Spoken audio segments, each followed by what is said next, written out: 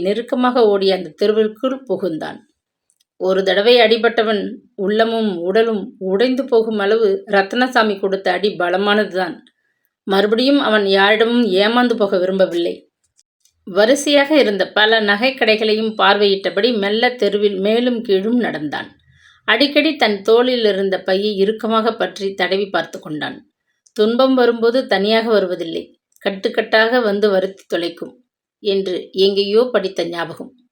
ரத்னசாமியிடம் ஏமாந்து துயரப்பட்டது போதும். இப்போது ஜேபடி திருடனிடம் இருக்கும் உடைமையை பறிகொடுத்துவிட்டு பரதேசியாக யாரும் தெரியாத சென்னையில் அவனால் அலைய முடியாது. பற்பல சிந்தனையுடன் முடிவாக ஒரு சிறு கடைக்குள் நுழைந்தான். கைக்குட்டை முடிப்பில் பத்திரமாக வைத்திருந்த அம்மாவின் கை வளையல்களில் ஒன்றை எடுத்து கடைக்காரரிடம் நீட்டிய போது அவன் கை விரல்கள் நடுங்கின, கண்கள் பனித்தது. அம்மா இறந்தும் மகனை கைவிடாது காப்பாற்றுகிறார்களே அம்மா, உங்கள் அன்புக்கு மதிப்பே இல்லையம்மா. வைரப்பிள்ளையார் கூட அதுக்கு ஈடு இல்லையம்மா. கன்னத்தில் வழிய துடித்த கண்ணீரை விழுங்கிக் கொண்டான். இனி அவன் ஒரு பேதையைப் போல கலங்கி கண்ணீர் விடப் போவதில்லை. அவன் ஒரு ஆண்மகன், சிங்கத்துக்கு ஒப்பானவன் என்று எந்த நிலையிலும் கலங்காது துணிவோடு இருக்கப் போகிறான். தன்னுள்ளே உறுதி எடுத்துக்கொண்டான். உரைக்கல்லில் தேய்த்து பார்த்துவிட்டு கடைக்காரர் உதட்டை சுழித்தார். மாத்து குறைவா இருக்கே என்றபடி தராசில் போட்டு நிறுத்தார். ஒரு துண்டு காகிதத்தில் கணக்கு போட்டார். அவனால் பேரம் செய்ய முடியவில்லை.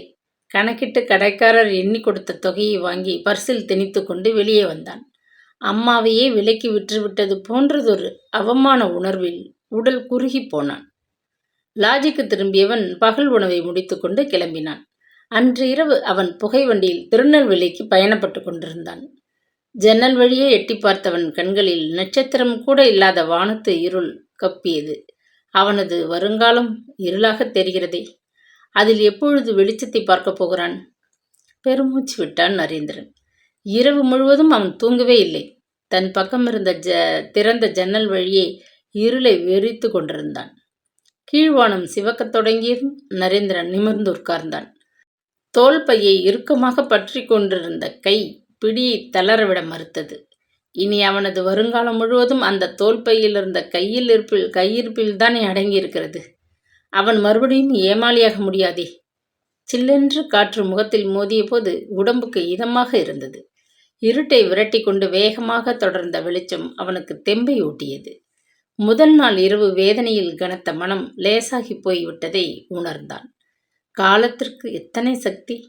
இரவின் கருமையில் அசுர வடிவில் அச்சுறுத்திய அவனது வருங்காலத்தை வெளிச்சத்தில் அவனால் துணிவுடன் நோக்க முடியும் போன்றதொரு தெம்பு மனதில் உருவாகுவதை உணர்ந்தான். அவன் ஏன் கோழையாக உணர்வுகள் தோய்ந்து சிந்திக்க இயலாது மனம் நொறுங்கி தவிக்க வேண்டும்? எத்தனை இடர்கள் வந்த போதிலும் தைரியமாக அவைகளை எதிர்நோக்கி சமாளிக்க தெரிந்து கொள்ளப் போகிறான் அவன். அதற்காகத்தானே இந்த பயணம். பலவும் எண்ணியபடி ஜன்னல் வழியை வெளியே பார்த்தான். கண்ணாமூச்சி காட்டி நகர்ந்து கொண்டோடிய நீல மலைத்தொடரை நோக்கி ரயில் விரைந்து கொண்டிருந்தது. அதற்கு பின்னால் தெரிந்த வானம் பளிச்சென்று வெளிச்சத்தை கூட்டிக் கொண்டிருந்தது. இடது பக்கம் பாயாக விரித்து கிடந்த பசிய வயல்களும் அடுத்தடுத்து பனங்குடில்களும் எதிர் திசையில் வேகமாக மறைந்து கொண்டிருந்தன. இனம் விளங்காத ஒரு உணர்வு நெஞ்சை கவ அவன் தன் இடத்தில் மீண்டும் உட்கார்ந்து கொண்டான். உறக்கத்திலிருந்து விடுபட்ட பயணிகள் பலர் பல் துலக்க புறப்பட்டு விட்டனர்.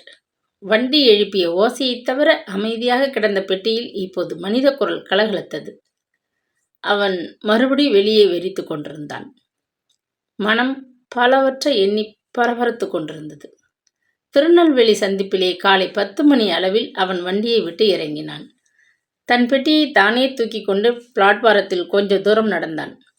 சுள்ளென்று கிளம்பிவிட்டிருந்த வெயில் கண்களை கூசியது. அருகில் இருந்த குழாயில் நீர் பிடித்து வாய் கொப்பளித்து முகத்தை கழுவி கொண்டான். மரத்தட்டில் தேநீர் நிரம்பிய கண்ணாடி டம்ளருடன் டீ டீ என்று கூவிக்கொண்டு ஓடிய ஒரு பையனிடமிருந்து தேநீரை வாங்கி குடித்தான். தாகத்தில் வறண்டு விட்டிருந்த தொண்டைக்கு அது இதமாக இருந்தது. சித்தப்பாவை தேடிக்கொண்டு அவன் இன்னும் 30 கிலோமீட்டர் போக வேண்டியிருந்தது. களியநல்லூர் ஒரு காலத்தில் சின்ன கிராமம். ஆனால் இப்போது ரொம்ப விரிவடைஞ்சு விட்டுருக்கு. அம்மா சொன்ன ஞாபகம். சீக்கிரம் போக வேண்டுமென்ற ஆவல் உந்த பயணிகள் நிலையத்தை விட்டு வெளியேற காத்திருந்தவன் வெளியே நடந்தான். நோயாளி சித்தப்பாவை காணப்போகிறான். வெறும் கையோடு போவது அழகில்லையே. அல்வா கடை ஒன்றின் முன் தயக்கத்துடன் நின்றான். அவர் ஊர் சமாச்சாரத்தை அவருக்கே கொண்டு தருவதா?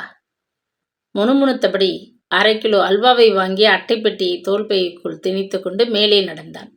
பஸ் நிலையத்தை அடைந்தபோது பயணிகள் நிறைந்ததொரு பஸ் புறப்பட தயாராக இருந்தது. நல்ல வேளை, அவனுக்கு அதில் இடம் கிட்டியது. பயணச்சீட்டை வாங்கி கொண்டு உள்ளே ஏறி உட்கார்ந்தான். பெட்டியை காலடியில் வைத்துக்கொண்டு தோள்பையை மடி மீது வைத்து இறுக்கமாக தழுவிக்கொண்டான். பஸ் பெருத்த குழுக்களுடன் கிளம்பியது. ஜன்னல் வழியே மறுபடியும் நீல மலைத்தொடரையும் பசிய வயல்களையும் பனங்குடில்களையும் மாறி மாறி பார்த்து கொண்டிருந்தான். செழிப்பான அந்த சூழ்நிலை கண்களுக்கு சுகமாக இருந்தது. சித்தப்பாவின் குணம் மனதிற்கு ஒத்ததாக இருந்துவிட்டால் என்னென்னவோ கணக்கிட்டபடி திடுக்கிட்டு விழித்து கொண்டான். உட்கார்ந்தவன், களியநல்லூர் இறங்குறவங்க இறங்குங்க, சீக்கிரம் சீக்கிரம் என்று குரல் கொடுத்தான் கண்டக்டர். பெட்டியுடன் இறங்கி சுற்றுமுற்றும் பார்த்தான். அவன் ஒருவன் மட்டுமே அந்த நிறுத்தத்தில் இறங்கிய பயணி. சாலை மரம் ஓரமாக சைக்கிளுடன் நின்று கொண்டிருந்த ஒரு பையனிடம் விசாரித்தான்.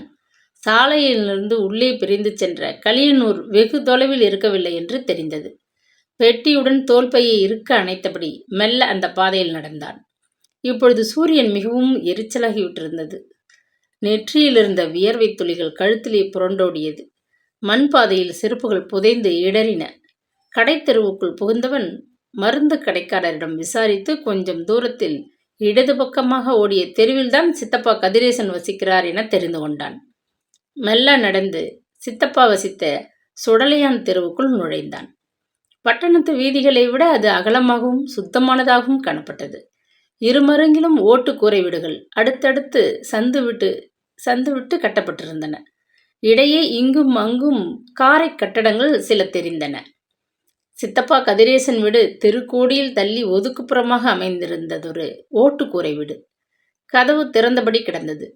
மெல்ல படியேறி ரேழி கடந்து தாழ்வாரத்திற்கு வந்தான். யாரது வீட்டில்? ஓங்கி குரல் கொடுத்தான். நீங்கள் யார்? கேட்டபடி வயதான ஒரு பெண்மணி உள்ளே இருந்து எட்டி பார்த்தாள். யாரது? கூடத்திலிருந்த அறையிலிருந்து அதட்டும் ஆண் குரல் கேட்டது. தொடர்ந்து இருமல் சத்தம். கால் அணிகளை ஓரமாக கழட்டி வைத்துவிட்டு பெட்டியை தரை மீது வைத்தான் நரேந்திரன். தோல் பையை இறுக்கமாக தழுவிக்கொண்டு சப்தம் அந்த அறைக்குள் புகுந்தான்.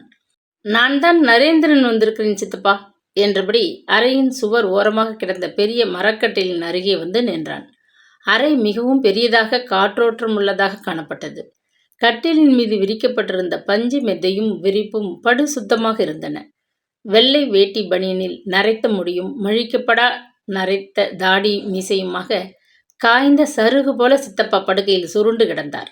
அவனை கண்டதும் விடுக்கென்று எழுந்து தலையணை மீது சாய்ந்த வாக்கில் உட்கார்ந்தார். எங்கே வராது போயிடுவியோன்னு பயந்துகிட்டு இருந்தேன். வாப்பா. தடுமாறியபடி கையை நீட்டி அவனது கரத்தை அன்போடு பற்றியவரின் குரல் நடுங்கியது. அண்ணியோட சாவுக்கு நான் வர முடியல. என்னை பாரு, எப்படி கிடக்கிறேன். வயசும் வியாதியும் என்னை நாளுக்கு நாள் உருக்குலைச்சிட்டு வருது. உட்கார் என்று தழுதழுத்தார். அவரது கண்களில் நீர் முட்டி கொண்டது. கடைகளை கூட கவனிக்க முடியாம 2 நாளாக முட்டி வலியோட பாடுபடுறேன். கதிரேசன் முனகினார். கவலைப்படாதீங்க சித்தப்பா, நீங்க கேட்டுக்கொண்டபடி வந்துவிட்டேன். என்னால் ஆன உதவிகளை நான் தடையில்லாமல் செய்வேன் சொல்லிவிட்டு தோல் பையிலிருந்து அல்வா பெட்டியை எடுத்து அவரிடம் கொடுத்தான்.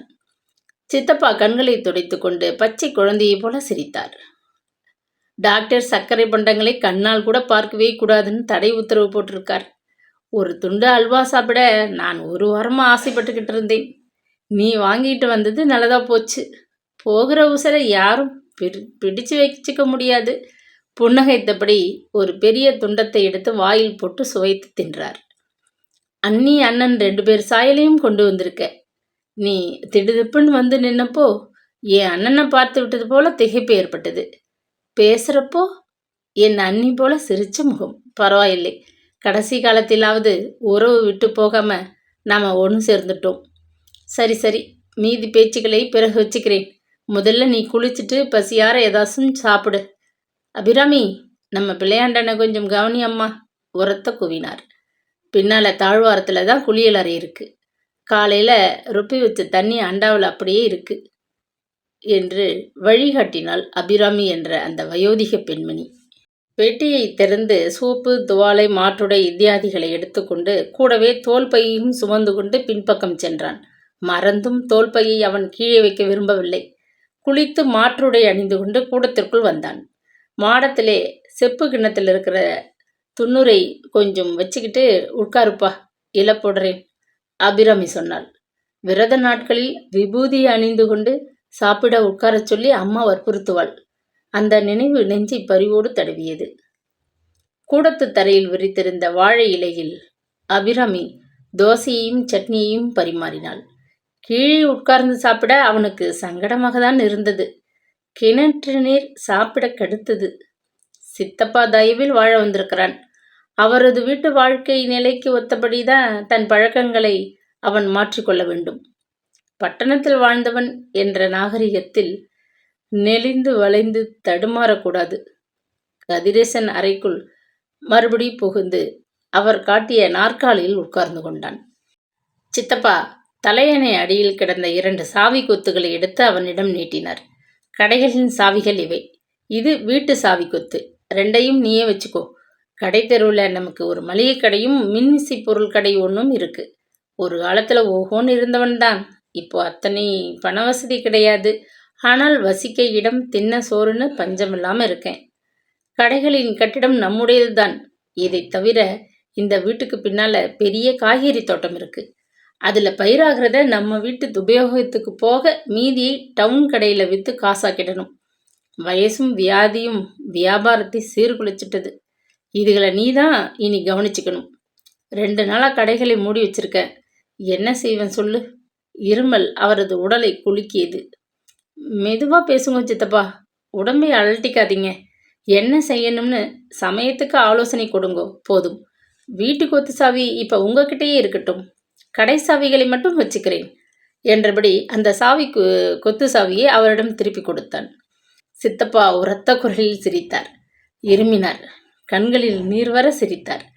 எனக்கு புரிகிறது. இந்த சாவியை வச்சுக்க தகுதி உடையவ இந்த வீட்டுக்கு வரப்போகிற மருமகள்னு சொல்லாமல் சொல்கிற. இருக்கட்டும். உடம்பு தேறி எழுந்ததும் முதல் வேலையாக ஒரு பெண்ணை பார்த்து உனக்கு கட்டி வச்சிடுறேன். வீட்டுக்கு விளக்கேற்றி வைக்கிறதோட வேலைக்கு உனக்கும் எனக்கும் சோறு போடுவா மகராசி. மறுபடியும் சிரித்தார். நரேந்திரன் நெஞ்சு படபடுத்தது. கல்யாணம் என்றதும் அவனது கற்பனையில் வரிசை பற்கள் தெரிய கன்னம் குழிய சிரித்த கங்கா வந்து நின்றாள். இன்னமும் அந்த சாகசக்காரியை பற்றி நினைப்பா? சே, அவளை பற்றி அடியோடு மறந்தல்லவா போக வேண்டும். கற்பனையால் கூட அவளை திரும்பி பார்ப்பது பாவமாச்சே. மாயக்காரி, மயக்க வந்த மோகினி பிசாசு. உள்ளூர வெகுண்டபடி கைக்குட்டையால் முகத்தை துடைத்து கொண்டான். அப்படியே நெஞ்சில் இருந்த அவளது நினைவையும் துடைக்க முயன்றான். அடுத்த நாள் முதல் அவன் கடைகளை திறந்து கவனித்து கொண்டால் போதும் என்று சித்தப்பா கதிரேசன் சொல்லிவிட்டார். அன்று முழுவதும் தம் அருகில் உட்கார வைத்து கொண்டு வியாபாரத்தில் அவன் தெரிந்து கொள்ள வேண்டியவைகளை பற்றி விரிவாக சொல்லிக் கொடுத்தார். இரவு உணவுக்கு பின் வெகு நேரம் அவரிடம் பேசி கொண்டிருந்து விட்டு உறங்கச் சென்றான் நரேந்திரன். கூடத்தின் மறுபக்கத்தில் இருந்த அறையை அவன் உபயோகித்துக் கொள்ளலாம் என்று சித்தப்பா அனுமதித்திருந்தார். அபிராமி அம்மாள் பரபரப்புடன் அறையை சுத்தப்படுத்தி நடுவே கிடந்த கட்டிலின் மீது பஞ்சு மெத்தையை போட்டு வெள்ளை விரிப்பை பரத்தி தயாராக்கி தந்தாள். தோட்டத்தை நோக்கி இருந்த ஜன்னல் வழியை குளிர்ந்த காற்று சுகமாக வீசியது. மின் விசிறியை லேசாக சுழல செய்து குழல் விளக்கை அணைத்துவிட்டு படுக்கை மீது சாய்ந்தான் அவன். பசிக்கு நல்ல உணவு, உடல் அலுப்புக்கு இதமான படுக்கை, மனச்சோர்வுக்கு உற்சாகம் தந்து அரவணைத்து கொண்ட இடம். இத்தனையும் தந்து உதவிய சித்தப்பாவின் அன்பை நினைத்தபோது நன்றி பெருக்கில் கண் கலங்கி போனான். என்னென்னவோ எதிர்பார்த்து சென்னைக்கு வந்தவன் ஏமாற்றத்தில் துவண்டு போனான்.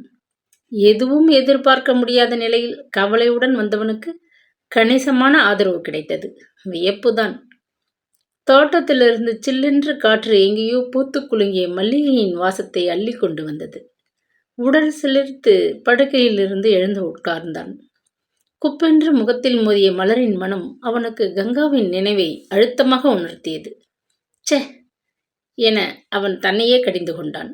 அவனும் ஒரு மனிதன் என்று சுதந்திரமாக தலை நிமிர்ந்து வாழ ஒரு வழியை தேடிக்கொள்ள வேணும். அதற்கு பின்னர் சந்தர்ப்பமா கிட்டாது. அப்போது சொல்ல வேண்டும். பார் சதிகாரியை பார், உன் அப்பனுடன் சேர்ந்து என் வாழ்க்கையை நசுக்க பார்த்தாய். ஆனால் உன் திட்டம் நிறைவேறவில்லை.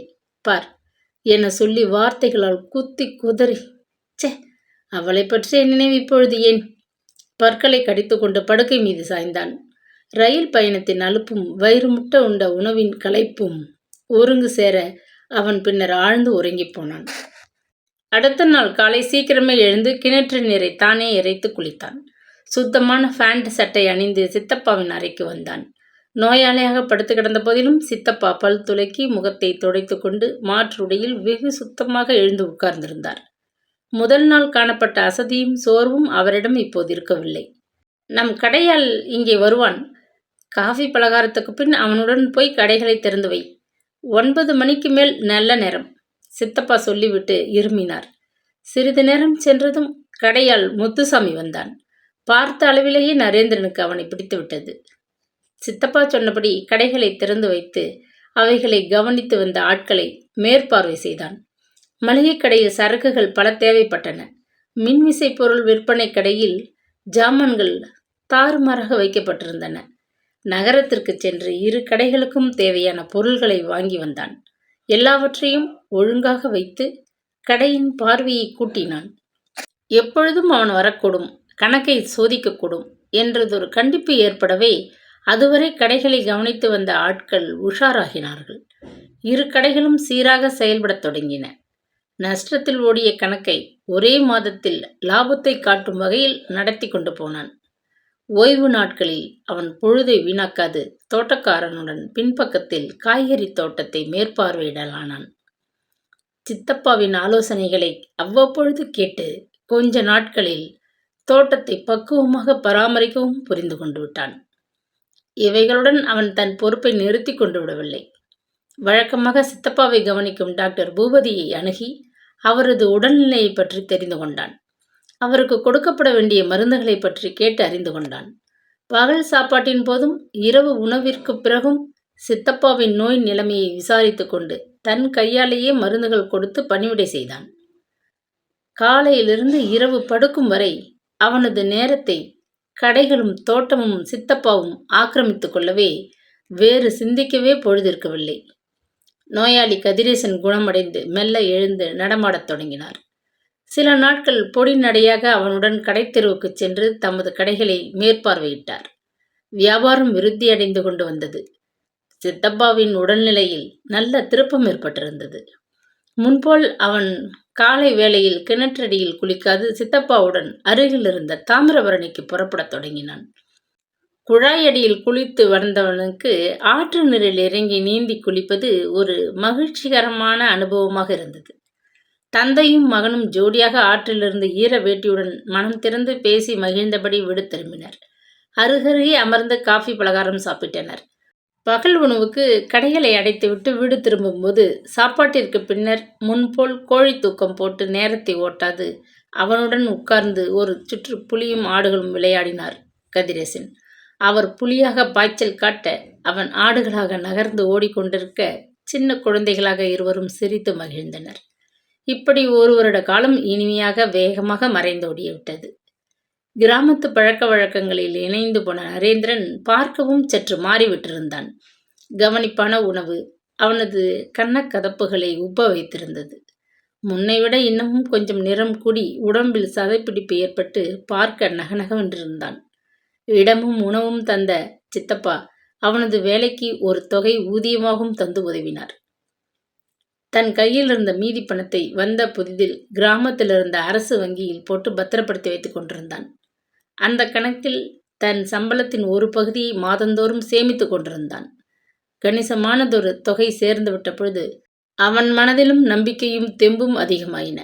வியாபார நுணுக்கங்களை நன்றாக புரிந்து கொண்டதும் இனி தன்னால் வாழ முடியும், வாழ்க்கையின் மேடு பள்ளங்களை துணிவாக சந்திக்க முடியும் என்று திடமான எண்ணம் ஏற்பட்டுவிட்டது. அதன் சாயல் அவனது முகத்தின் கம்பீரத்தை கூட்டிவிட்டது. நாணயமான அவனது போக்கு சித்தப்பாவை வெகுவாக கவர்ந்து கொண்டு விட்டது. தன்னந்தனியாக நோயுடன் சிரமப்பட்டவருக்கு ஊன்றுகோல் போல அவன் தந்த உதவிகளை எண்ணி அவர் தம் மனதுக்குள்ளே அவனை மிகவும் மதித்தார், நன்றி பாராட்டினார். இரத்த பாசம் முடிவில் வெற்றி கொண்டது. அந்த குறுகிய காலத்திற்குள் அவருக்கு அவன் மேல் பெற்ற மகனைப் போன்றதொரு பாசம் அழுத்தமாக உருவாகிவிட்டிருந்தது. அவனுக்கு தந்தை போன்ற நினைப்பில் நேசம் வளர்ந்தது. அன்று மாலை பகல் உணவிற்கு வீட்டுக்கு திரும்பிய கதிரேசனுக்கு ஒரு கடிதம் வந்திருந்தது.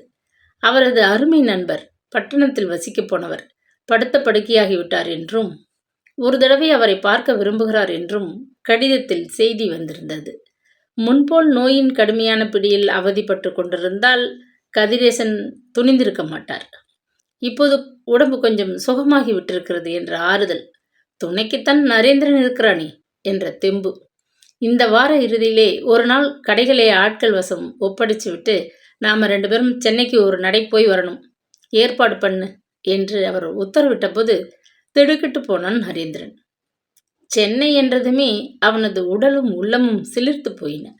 நீர் பூத்த நெருப்பாக அவனது அடிமனதில் அடங்கி கிடந்த கங்காவின் நினைவு நெஞ்சை வருடியது. நானும் வரணுமா சித்தப்பா? உணர்ச்சி குழப்பத்தில் தடுமாறினான். உன் துணை இல்லாமல் நான் எப்படி போய் வர முடியும்?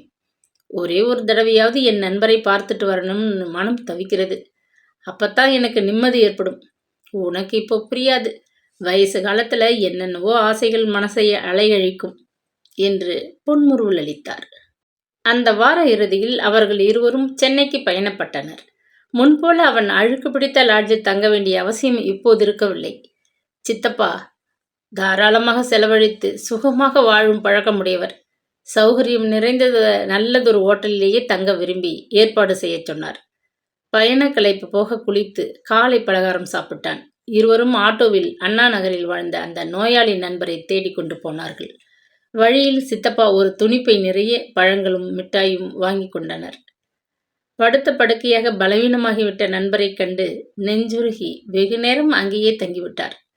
நண்பர் மகனது வற்புறுத்தலில் இருவரும் பகல் உணவுக்கு அங்கேயே தங்கிவிட்டு பின்னர் தான் திரும்பினார்கள். அன்று மாலை கதிரேசன் வெளியே எங்கும் செல்ல விரும்பவில்லை. ஓட்டல் அறையிலேயே ஓய்வாக இருக்க நினைத்தார். ஆனால் நரேந்திரனுக்கு இருப்பு கொள்ளவில்லை. சென்னை மண்ணை மிதித்ததிலிருந்து அந்த துடிப்பு. கொஞ்சம் நேரம் வெளியே சுற்றிவிட்டு வருவதாக சொல்லி கிளம்பினான். மின்விசையால் உந்தப்பட்டவன் போல ஆட்டோவில் உட்கார்ந்தவன் திருவல்லிக்கேணி முத்து வீரன் தெரு என்றான். முதலாக அவன் அங்கு வந்த அதே மாலை நேரம். பொழுது அமர்ந்து இருள் லேசாக பரவத் தொடங்கிவிட்டிருந்த சமயம். வாயில் அழைப்பு மணியை அழுத்தமாக ஒலிக்கிவிட்டான். கையும் காலும் பதறிப்போயின. மேனி நடுங்க, வாய் உலர்ந்து போய் கதவு திறக்கப்படும் காட்சியை காண நேரம் யுகமான தவிப்புடன் நின்றான். வெளி விளக்கு பளிச்சிட்டது. யாரது என்று அதட்டிய அந்த குரல் அவன் மேனியை புல்லரிக்கச் செய்தது. கதவை திறந்து கொண்டு வாயிற்படி அருகே நின்றவள் பிரமித்து போனாள். நீங்களா? நலந்தானே கேட்டபடி புன்னகைத்தாள். 1 வருஷத்திற்கு முன்பு பார்த்த அதே கங்காதான். எந்த விதமான மாற்றமும் இன்றி அதே மாய புன்னகையுடன் நின்றாள். என்னென்னவோ பேச நினைத்தவன் வாய் எழுந்தவனாக அவளை திக்பிரமையுடன் பார்த்து, ஒன்றுமில்லை, சும்மா பார்க்க வந்தேன் என்று முணுமுணுத்தபடி சட்டென்று திரும்பினான். அப்பா இன்னைக்கு சீக்கிரமா வந்துடுவார் தயங்கினாள். உன் அப்பாவையா பார்க்க வந்தேன் என்றது அவன் பார்வை. சென்னையிலா இத்தனை நாளா இருக்கீங்க? அவள் கேட்டதற்கு இல்லை என தலையை அசைத்தான். அதற்கு மேல் நின்று கொண்டிருந்தால் அவள் மேல் கொண்டிருக்கும் வெறுப்பும் விருப்பும் கலந்த அந்த உணர்வு விஷமாக அவன் நெஞ்சு வரை ஏறிவிடும் என்ற அச்சம். சற்றென்று திரும்பி மௌனமாக நடந்தான். இதென்ன பைத்தியக்காரத்தனம்? எதற்கு இவளை பார்க்க வேண்டும் என்ற அவள் தன்னையே சாடிக்கொண்டான். காதல் என்பதும் ஒரு பைத்தியக்கார செயல்தானே? ஆமாம், அவனுக்கு இன்னுமா அவள் மேல் காதல்? பற்களை கடித்தபடி கோபத்துடன் சாலைக்குள் புகுந்தான். 2 தினங்களுக்கு பின்னர் அவர்கள் ஊர் திரும்பிவிட்டனர். பல ஆண்டுகளுக்கு பின்னர் தமது நண்பனை மறுபடி பார்க்க முடிந்தது என்பதிலே சித்தப்பா மகிழ்ச்சியும் மன அமைதியுமாக இருந்தார். ஆனால் அவன் கங்காவை மறுபடி பார்த்ததினால் ஏற்பட்ட உணர்ச்சி கொந்தளிப்பில் அமைதியின்றி தவியாக தவித்தான். எத்தனையோ முயன்று பார்த்தான். அவனது வருங்காலத்தையே நாசமாக்கிய தன் தகப்பனுடன் சேர்ந்து சதி செய்த மோசக்காரி என்று வெறுத்து ஒதுக்க பாடுபட்டான். ஆனால் ஏனோ அவளை மறக்கவே முடியவில்லை. எவ்வளவுக்கெவ்வளவு அவளை அவன் வெறுக்க முயன்றானோ அவ்வளவுக்கவ்வளவு மனதிலே அவளது நினைப்பு நிழலாடிக்கொண்டு அவனை வருத்தி தொலைத்தது. இரத்தத்திலே கலந்து கொண்டு உயிருடன் ஒட்டி கொண்டு விட்டார் போன்ற அவளது நினைவை அவனால் உதறவே முடியவில்லை.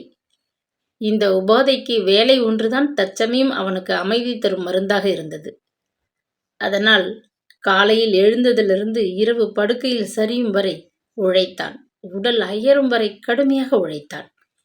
சித்தப்பா இதை கவனிக்கத் தவறவில்லை. அண்ணன் மகனது அன்பிலும் நாணயமான உழைப்பிலும் மகிழ்ந்து விட்டிருந்த அவருக்கு லேசாக கவலையும் ஏற்படத் தொடங்கியது.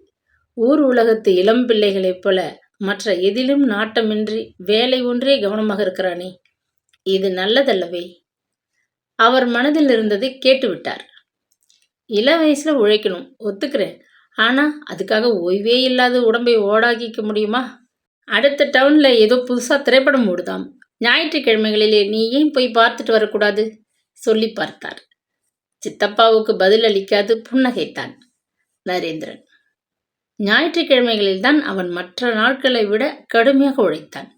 மேலே வழித்து இறுக்கி கட்டிக்கொண்ட வேட்டியும் வெற்று மார்புமாக முழங்கால் வரை மண் அப்பிக்கொள்ள கையில் மண்வெட்டியுடன் தோட்டக்காரனுடன் ஜோடியாக வேலை செய்தான். உன் வேலையை மற்றொருவன் செய்து உனக்காக ஊதியம் திரட்டி தருவான் என்று எதிர்பார்க்காதே. உனக்காக நீயேதான் உழைச்சாகணும். அவனது அம்மா அடிக்கடி சொல்வது வழக்கம். அது முற்றிலும் உண்மை என்பதை அங்கு வந்தவுடனேயே புரிந்து கொண்டு விட்டிருந்தான். இடுப்பில் கைகளை ஊன்றிக்கொண்டு பட்டுக்கரை வேட்டி மேல் ஈர மண்படாது ஒதுங்கி நின்றபடி தோட்டக்காரனை ஏவுவதை விட கூடவே அவனுடன் ஒரு உழைப்பாளியாக மண்வெட்டியுடன் புறப்பட்டால் வேலை எத்தனை துரிதமாக சிறப்பாக நடந்தது என்பதை அறிந்து கொண்டான். தோட்டம் இந்த 1 வருஷ காலத்திலே பசியில் நின்று கண்கொள்ளா காட்சியாக மாறி முந்தைய ஆண்டுகளை விட மும்மடங்கு விளைச்சலை தந்ததும் உண்மை.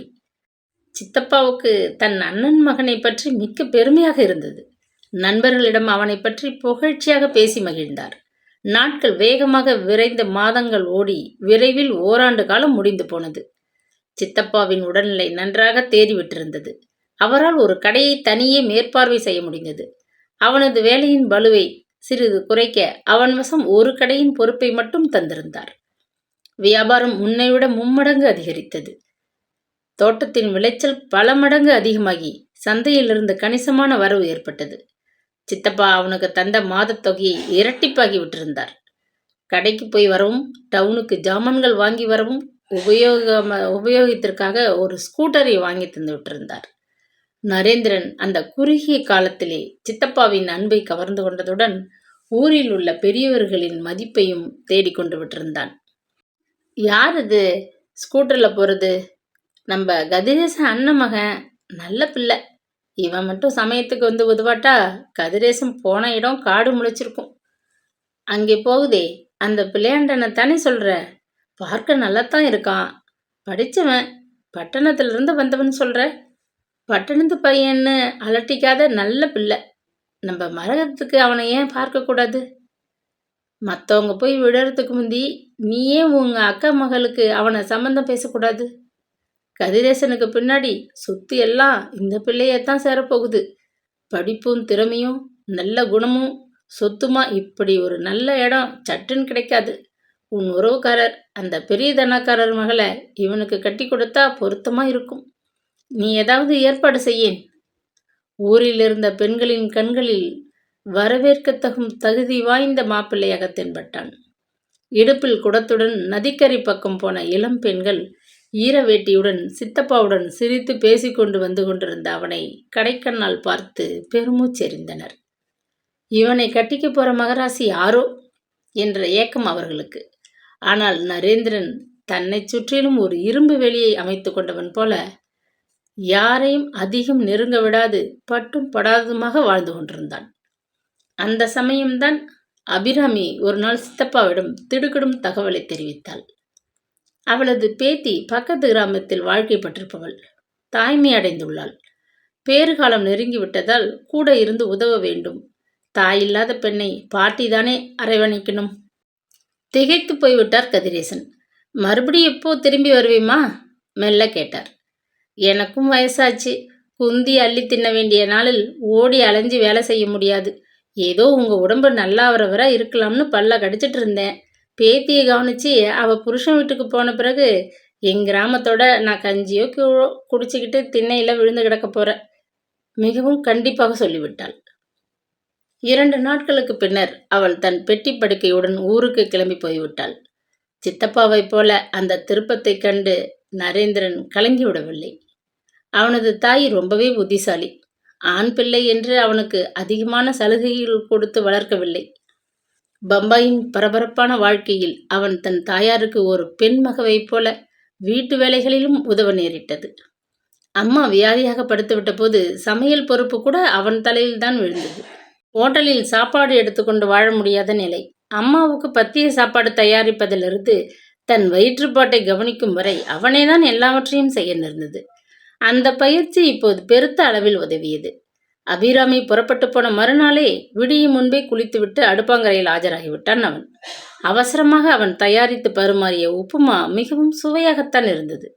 பையனுக்கு பூரி உருளைக்கிழங்கிலிருந்து பிரியாணி வரை நன்றாக சமைக்க தெரிந்திருப்பதைக் கண்டு வியப்பில் மூழ்கி போனார் சித்தப்பா. அன்று பரோட்டாவையும் குருமாவையும் கொண்டு வந்து தட்டில் பரிமாறிவிட்டு எதிரே உட்கார்ந்த இளைஞனை பரிதாபமாக பார்த்தார். இந்த நிலையில் இவனை நீடித்து தவிக்க விடுவது நியாயமா? அவரது அன்பு மனம் பாகாய் கரைந்தது. படித்தவன், பட்டணத்திலிருந்தவன் என்றாலும் பதவிசாக பழகுகிறான், நாணயமாக உழைக்கிறான் என்பதற்காக அவனை சமையல் வேலையிலும் ஈடுபடுத்தி சங்கடப்படுத்துவது முறையா? இதற்கு ஒரு முடிவு எடுக்க வேண்டும் என்று உறுதி ஏற்பட்டது சித்தப்பாவிற்கு. ஊரில் அவருக்கு மிகவும் நெருக்கமான நண்பர் துரைசாமியுடன் கலந்து ஆலோசித்தார். இது என்னப்பா பெரிய சமாச்சாரம்? பவழநல்லூர் பெரிய தனக்காரருடைய சின்ன மகளை பேசி கட்டி வச்சுட்டா போச்சு. சரியான கல்யாண வயசு. நாளை வீணாக்காம சட்டுன்னு ஒரு முடிவு செய்துடு, உசுப்பி விட்டார். அன்று காலை நரேந்திரன் எழுந்து காஃபி தயாரிக்க சமையல் அறைக்குள் நுழைந்தபோது சித்தப்பா இருமிக் கொண்டே பின்னால் வந்து நின்றார். நரேந்திரா, இதுக்கெல்லாம் ஒரு முடிவு நான் எடுத்துட்டேன். கடையில் வேலை பார்க்கிற ஒரு ஆண் பிள்ளை கரண்டியை பிடிச்சிட்டு நிற்கிறதை பார்க்க எனக்கு வேதனையா இருக்கு. நம் வயத்துக்கு நாம சம்பாதிக்கிறோம், இதுல வேதனை என்ன சித்தப்பா? அவன் வெகுளித்தனமாக சிரித்தான். எல்லாத்தையும் நீ ஒருத்தனே சமாளிக்க முடியாது, அதனால பொறுப்பை பகிர்ந்து கொள்றது நல்லது. என்ன சொல்றீங்க சித்தப்பா? உனக்கு ஒரு நல்ல இடத்துல பெண் பார்க்க உத்தேசித்துட்டேன். இன்னைக்கு மாலை நான் நல்ல நேரமாக பார்த்து உன்னை கூட்டிக்கிட்டு பெண் வீட்டுக்கு வர்றதா சொல்லி அனுப்பிவிட்டேன். பெரிய இடத்து பெண் தான், உன் படிப்புக்கும் தகுதிக்கும் ஏத்தவதான். இன்னைக்கு தோட்ட வேலையை விட்டுட்டு மாப்பிள்ளையா லட்சணமா நீ பெண் பார்க்க என்னோட வரணும், சிரித்தார் மகிழ்ச்சியுடன். நரேந்திரன் அதிர்ந்து போனான். அவனுக்கு கல்யாணமா? கங்காவை தவிர அவன் மனதில் இன்னொரு பெண்ணுக்கு இடமா? என்னப்பா அப்படி திகைச்சு போய் நிற்கிற? கிராமத்து பெண், படிப்பு அறிவில்லாமல் இருப்பான்னு நினைக்காதே. பவழநல்லூர் பெரிய தனக்காரர் தமது 3 மகள்களையும் பக்கத்து டவுனுக்கு அனுப்பி படிக்க வச்சிருக்கார்.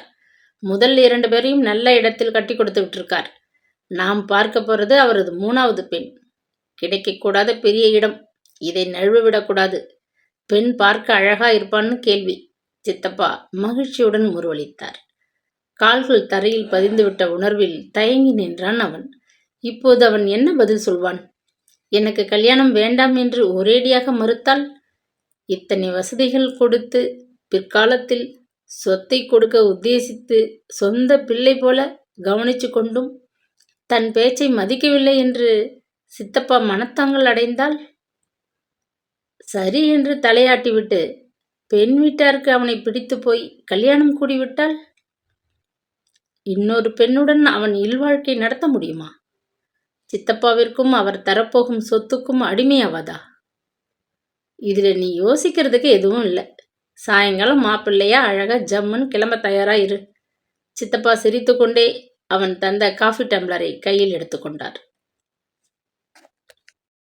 பவழநல்லூர் பெரிய தனக்காரர் வீட்டு வாசலில் வில் வண்டி வந்து நின்றதும் தெருவில் பல தலைகள் தெரிந்தன. அவரது கடைசி மகள் மாலதியை பெண் பார்க்க களியநல்லூரிலிருந்து கடைக்காரர் கதிரேசன் வந்திருக்கிறார். அவரது அண்ணன் மகன்தான் மாப்பிள்ளையாம். பட்டணத்திலே படித்த பையன் என்று முன்னதாகவே செய்தி தம்பட்டம் அடிக்கப்பட்டிருந்தது. அந்த பட்டணத்து பையன் எப்படி இருக்கிறான் என்று அறிய தெரு பெண்கள் எட்டி பார்த்தனர். பெரிய தனக்காரர் அப்படி என்ன நம் ஊரில் இல்லாத பெரிய வரனை தேடி பிடிச்சிருக்கார் என்று சிறிது பொறாமையுடன் வெளியே வந்து வேடிக்கை பார்த்தனர் ஆண்கள் சிலர். மாடி அறையில் இருந்த மாலத்தியிடம் தோழிகள் மூச்சிறைக்க ஓடி வந்தனர். அவங்கெல்லாம் வந்துட்டாங்க, மாப்பிள்ளை எப்படி இருக்கார்னு இப்பவே நல்லா பார்த்து வச்சுக்கோ, உசுப்பி விட்டனர். மாலத்தி ஜன்னல் வழியே கீழே பார்த்தாள். பழுப்பு வண்ண சபாரி சூட்டில் கச்சிதமாக தெரிந்த நரேந்திரனை கண்டதும் அவளது நெஞ்சு மகிழ்ச்சியில் வேகமாக துடித்தது. மாப்பிள்ளையை சற்று தொலைவில் பார்த்த அளவிலேயே அவளுக்கு பிடித்து விட்டது. தட்டில் வைக்கப்பட்டிருந்த மல்லிகை சரத்தை எடுத்து ஆசையுடன் தலையில் சொட்டி கொண்டாள். கண்ணாடி முன் நின்று தன்னை ஒருமுறை ஏற இறங்க பார்த்து கொண்டாள். அவளது மூத்த இரு சகோதரிகளைக் கட்டிலும் அவள் நல்ல நிறம், ஒடிய உயரமாக இருந்தாள். கண்களும் மூக்கும் கதை சொல்லின. அவர்களை விட அதிகம் படித்தவள், வீணை வாசிக்க தெரிந்தவள் என்ற கூடுதலான ஒரு தகுதி. பெண்ணையும் அவள் மேல் போட்டிருக்கும் பொன்னையும் கொடுத்து ஒரு பகுதி சொத்தையும் பெரிய தனக்காரர் தந்துவிடப் போகிறார். அவளை கட்டிக்கொள்ள எவனுக்கு கசக்கும்? கீழுதட்டை கடித்து கொண்டு தன்னுள்ளே மெல்ல சிரித்து கொண்டாள் அவள். அவளது அத்தை மகள் அமெரிக்காவில் தன் கணவனுடன் வாழ்வது போல அவளும் வெளிநாட்டு மாப்பிள்ளைக்குத்தான் மாலையிட விரும்பினாள். பக்கத்து கிராமத்திலிருந்து பையன் வருகிறான் என்றபோது, பட்டிக்காட்டிலேயே அப்பா மருமகனை தேர்ந்தெடுக்கப் போகிறார் என்று உள்ளூர சங்கடப்பட்டு கொண்டிருந்தாள். நரேந்திரனை பார்த்த அடுத்த நொடி அவளது அமெரிக்க ஆசை அடியோடு மறைந்து போனது. கலியநல்லூரிலேயே காலம் முழுவதும் அவனுடன் கிராமத்து பெண்ணாக வாழ்ந்துவிட களிப்புடன் தீர்மானித்தாள். இந்த ரோஜா வண்ண சைனா சில்கில் நீ எப்படி இருக்கிறது தெரியுமா? நம்ம தோட்டத்துல பூத்திருக்கிற புத்தம் புது மலர் போல் செல்லமாக கன்னத்தை கிள்ளினாள் தோழி ஒருத்தி. உன் வருங்கால மாமனார் வீட்டை நல்லா பார்த்துக்கோ. இந்த வட்டாரத்திலேயே பெருத்த பணக்காரர், கிராமத்துல ரொம்ப செல்வாக்கு. இந்த இடம் அமைஞ்சிட்டா நீ பெருத்த அதிர்ஷ்டக்காரன். சமீபத்தில் இவர் டவுனில் ஒரு மர வியாபார கடையை திறந்திருக்க. ஒரு சமயம் தன் கடைசி மருமகனுக்கு அதை கொடுத்து உதவலாம்னு உத்தேசம் இருக்கு.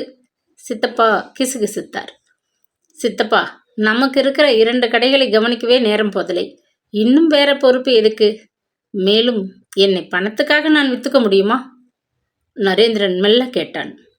தெருவுக்குள் வண்டி புகுந்ததுமே அவன் மனம் சஞ்சலத்தில் தவிக்கத் தொடங்கியது. பெரிய இக்கட்டில் வந்து சிக்கிக்கொண்டு விட்டோமே என்றதொரு திகிலுடன் அவன் வண்டியை விட்டு இறங்கி நின்றான். வாங்கோ, கனத்த குரலில் வரவேற்று கொண்டு கை கூப்பியபடி வாசலுக்கு வந்த வைர மோதிரக்காரரை நிமிர்ந்து பார்த்தான். பட்டுக்கரை வேட்டி, மல்ஜிப்பா, ஜரிகை, திருமால் அலங்காரத்தில் வாட்ட சாட்டமாக நின்றார் பெரிய தனக்காரர். கர்வம் மிதந்த அவரது கண்களை நேருக்கு நேர் சந்தித்த போது அவன் மனதில் ஒரு மிரட்சி ஏற்பட்டது. இவ்வளவு தூரம் வந்துவிட்டு பெண்ணை பிடிக்கவில்லை என்று உதறிவிட்டு ஓடினால் ஆசாமி அந்த தோல்வியை ஏற்க மாட்டார் போல. பிடிவாதம் ததும்பி அவரது முகத்தைக் கண்டு அரண்டு போனான் அவன். பணம் பதவி என்பதற்கு ஆசைப்பட்டு சித்தப்பா ஆழம் தெரியாத ஒரு இடத்தில் காலை விட்டிருக்கிறாரே என உள் மனதில் ஒரு உளைச்சல் ஏற்பட்டது. சித்தப்பாவின் வீட்டைப் போல அதுவும் கிராமத்து பாணியில் கட்டப்பட்ட வீடுதான். ஆனால் 2 மடங்கு பெரியதாக காணப்பட்டது. வாசலில் தேக்கு மரக் கதவிலே வங்காரம் அதிகம் தெரிந்தது. நடையும் கூடமும் சிவப்பு சிமெண்டில் பளபளத்தது. கால் செருப்புகளை நடையில் கழற்றி வைத்துவிட்டு மெல்ல சித்தப்பாவின் பின்னால் கூடத்திற்குள் நுழைந்தான். அங்கே பலர் உட்கார பிரம்பு நாற்காலிகள் தயாராக போடப்பட்டிருந்தன. மாலை நேரம் மங்காத போதிலும் குழல் விளக்குகள் பளிச்சென்று எரிந்து கொண்டிருந்தன. சந்தனமும் மல்லிகையும் மனத்தை வாரி வீசிக்கொண்டிருந்தன. பெரிய தனக்காரரின் உறவினர் நண்பர்கள் சிலர் வந்து கலந்து கொள்ளவே கூடம் நிரம்பி வழிந்தது. பேச்சும் சிரிப்புமாக பெண் பார்க்கும் படலம் ஆரம்பமாகியது. பாதாம் அல்வா, ஓமப்பொடி கொண்ட தட்டுகளை வேலையாட்கள் வந்தவர்களுக்கு பரிமாறினார்கள். பசும்பாலில் கலந்த காஃபியை பளபளத்த ஸ்டீல் டம்ளர்களில் நிறைத்து ஆட்கள் வேகமாக விநியோகித்தனர்.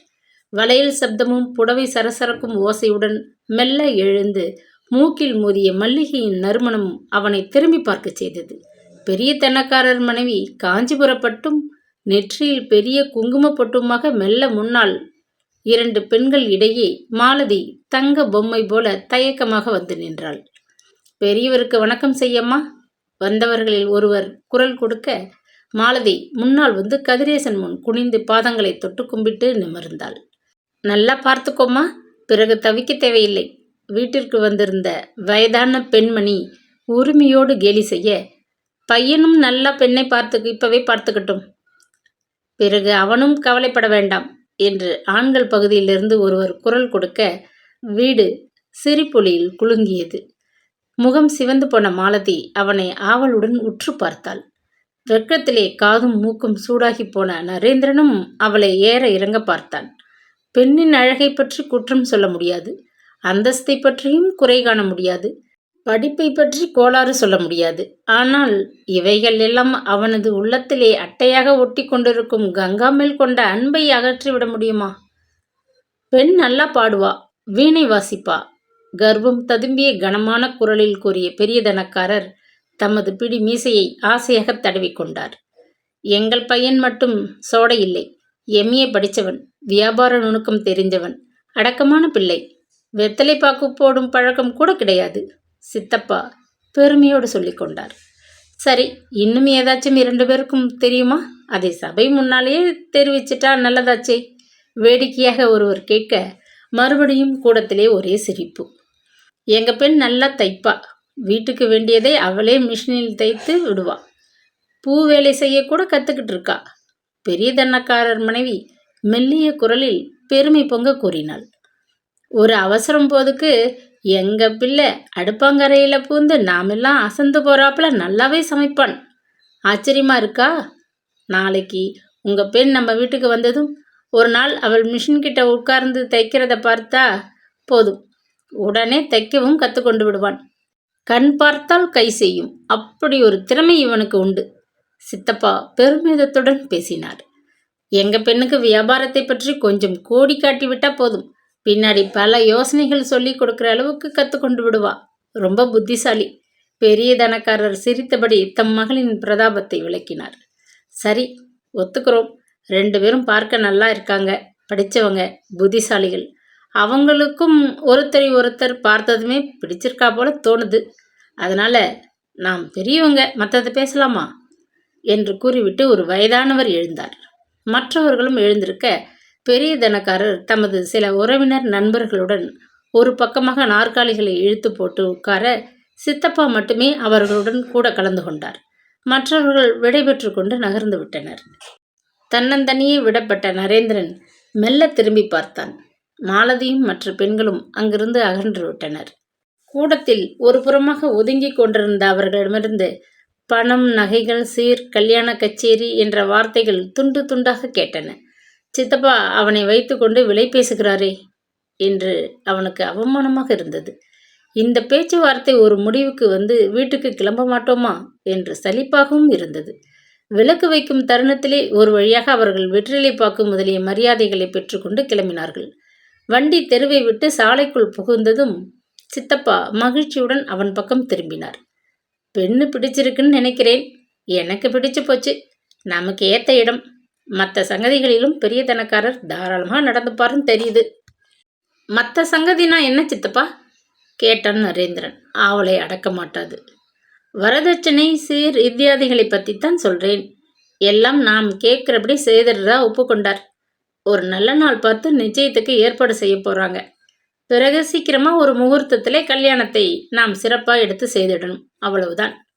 வரதட்சணையா சித்தப்பா? கேட்கவே அசிங்கமாக இருக்கே. தோள்களை குலுக்கினான் நரேந்திரன்.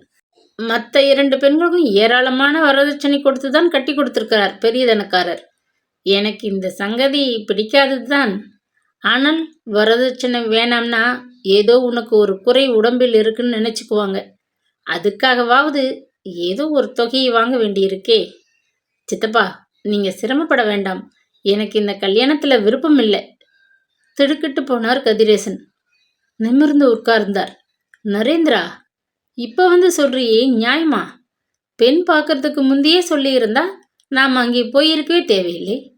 பெரிய தனக்காரர் சிங்காரம் ரொம்ப பொல்லாதவர். எல்லாம் தீர்மானமான பிறகு எங்களுக்கு பிரியமில்லைன்னு ஒதுங்கினா மனுஷன் நம்ம சும்மா விட மாட்டான். அவனால் இந்த அவமானத்தை தாங்கவே முடியாது. இது பெரும் கௌரவ பிரச்சனையாச்சே. ஆமாம், நான் தெரியாம தான் கேட்குறேன். உனக்கு அந்த பெண்ணை ஏன் பிடிக்கலை?